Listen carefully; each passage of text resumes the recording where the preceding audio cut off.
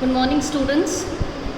In the earlier classes, we have talked about what are modals, definition of modals, and the use of different modals. In our earlier classes, we have talked about modals may and might, will and would. In today's class, we are going to talk about shall and should. Now let us first see the functions of shall. Shall is used with both kinds of persons, with first person in the first category and with second and third persons.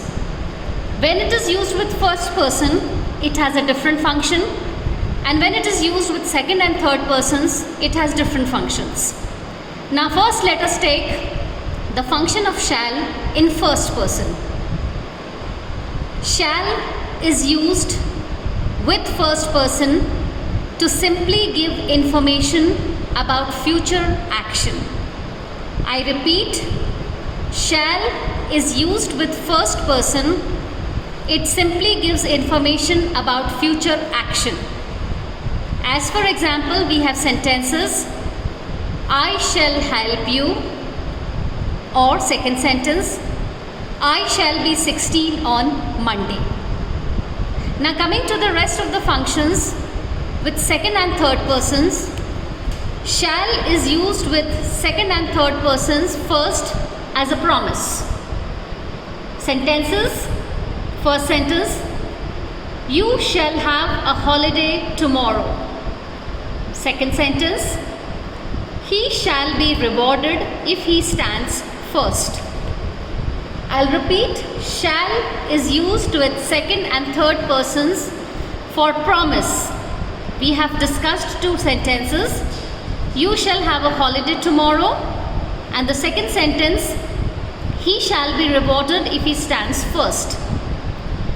The second function of shall with second and third person is for command. Example, he shall go. Second sentence, you shall go to the market. Shall is used with second and third persons for threat.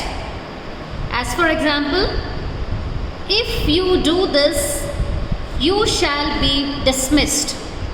I repeat the sentence, if you do this, you shall be dismissed. Or maybe we can take another example, he shall be punished if he does it again. He shall be punished if he does it again. Shall is used with second and third person to express determination. We can express this by using two sentences. Sentence number one, you shall go there. And the second sentence, he shall obey me. I repeat, shall is used with second and third persons for determination. We have two examples. Sentence number one, you shall go there, and sentence number two, he shall obey me. We have one more example for the function of shall, and that is for compulsion. Shall is used with second and third persons for compulsion. As for example, we can have a sentence, you shall come to school at 10. I repeat the sentence, you shall come to school at 10. So dear students, when we talk about the modal shall, we have two categories of the function of shall. The first category includes the use of shall with first person to say something about the future. And second category is the function of modal shall with second and third persons for promise, command, threat, determination, and in some cases, compulsion. Now let us move to the second modal, should. Should is the past tense of shall. The first function of should is, it expresses duty or obligation in all the persons. I'll repeat, the first function of should is, it expresses duty or obligation in all persons. All persons include person 1, person 2 and person 3. Let me explain this with the help of sentences.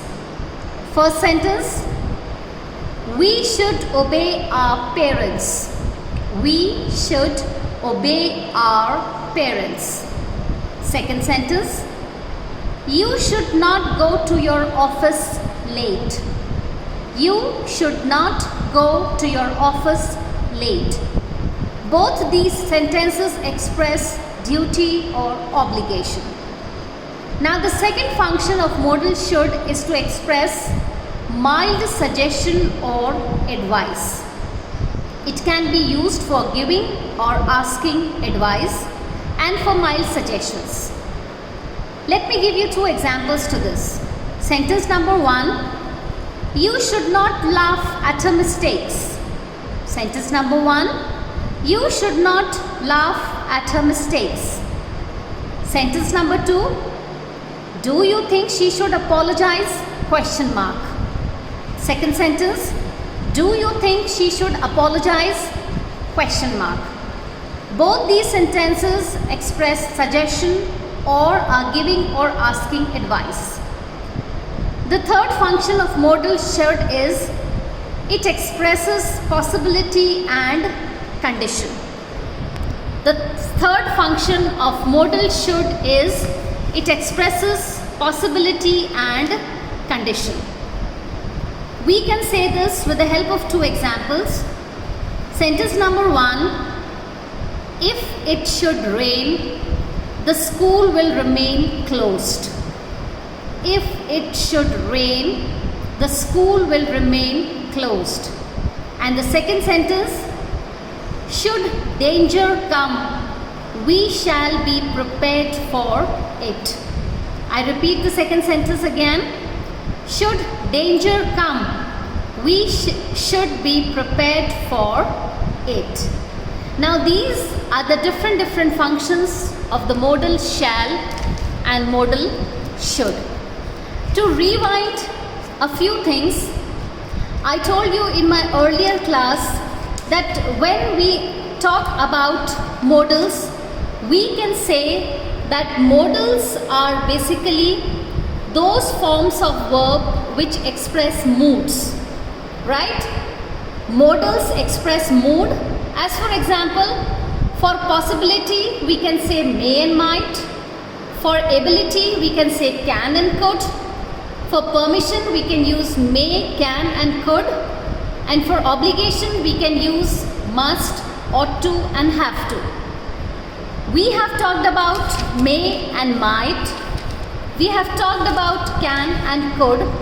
In this class I have covered shall and should and the different functions of shall and should. In the next class we are going to cover the remaining modals, and also we will cover different fill in the blanks in which we will be using different modals that we have learnt in our classes. Thank you, students.